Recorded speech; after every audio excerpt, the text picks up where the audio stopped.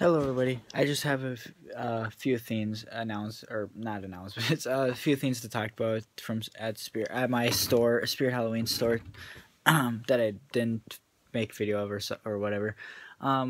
We sold our Double Trouble display today.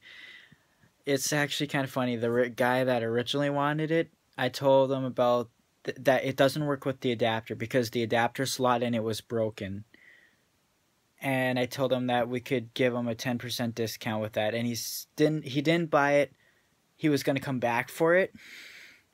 Literally, I mean, he didn't officially say he was going to buy it, but he said he would come back for it some other time.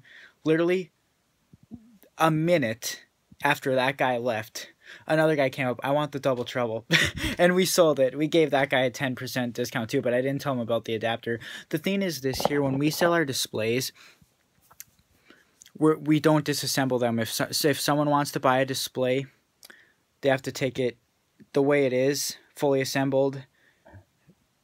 Because we don't really, it was busy today, and it's still kind of a little early yet to sell the displays. We don't want to sell them unless the customer is willing to take it how it is. Because especially when it's busy, we need to keep going and do stuff around the store. But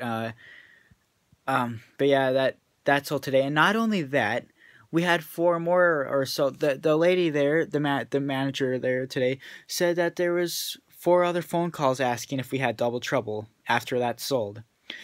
That makes me mad about the one that's in the back room that's broken in half that I showed you. That was like one of the first videos I made when we were still setting up the store. Those are still back there. There's no way to rig those to make them stand. They're so broken.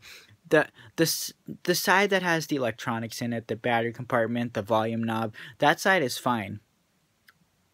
The side that doesn't have the electronics in it is completely broken off, and the holders that hold the pole on the inside are broken. And this is how that came. This is how it came that way. I remember I walked into the store that day and they were just sitting there like that.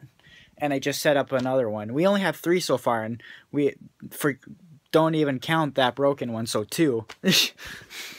And we called Dr. Zombie about all of the animatronics we have broken. They couldn't send us for parts or for any of them.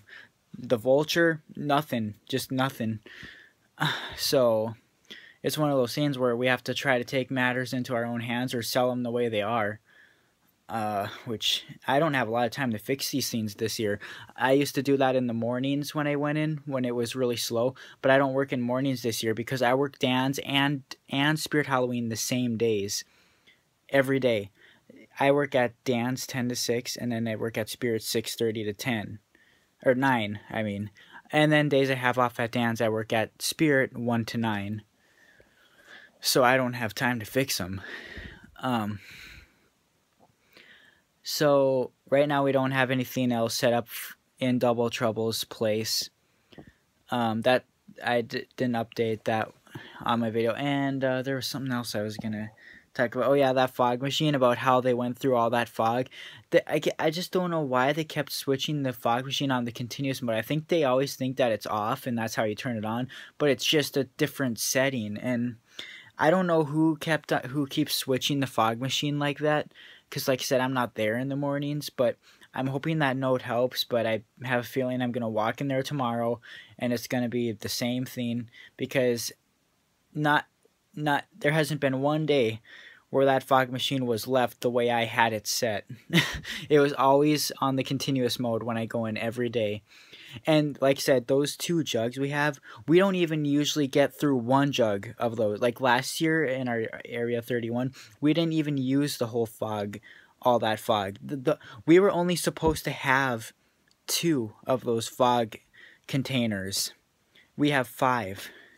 We had to get more because they wasted it all because they kept the fog machine on the continuous mode. And the store owner said, if we run out of this, that's it. He's not getting any more. So they better be smarter than that now. And that's why I wrote that note, because I'm not there in the morning to tell whoever's doing it or to not do it. So I'm hoping it works. Anyways, I just wanted to talk about those. Yeah, like I said, I keep looking at my Menacing Molly every day. Like, just seeing how different it is compared to the one at the store, like how much bigger the swing is, how much bigger the body is. It's just, I have peg hooks in the legs of the one at the store, because if you don't have peg hooks or weight inside the legs or the feet, she won't lift back up. Her swing will tilt up. She's not, like I said, this year's model has a problem with the weight. It doesn't balance right. It's not weighted enough. See, because this one's swing is heavier, her legs are heavier on this one, and the other one just doesn't balance because it's not weighted enough. And the other one flips, the one this year flips forward, and the reason ours isn't flipping forward is because the adapter is stretched out to the point where it can't. And it's all about adjusting the ropes too. It's tricky. It's hard getting it just right. It's so weird. I don't know. I don't know why they made so many changes to it. Like, I'm surprised it has lasted as long as it has. I thought the up and down movement was going to be not working by now, because literally yesterday it was starting to click when the body would go up. Like, it would make a loud clicking noise. And, you know, the head got broken. They said some kid pulled on it or something. And it wasn't making noise that one day because they had the foot pad plugged into the external speaker jack slot. That's what I mean. Just, yeah. Anyways, yeah. I think that's all I have to say for now, so yeah.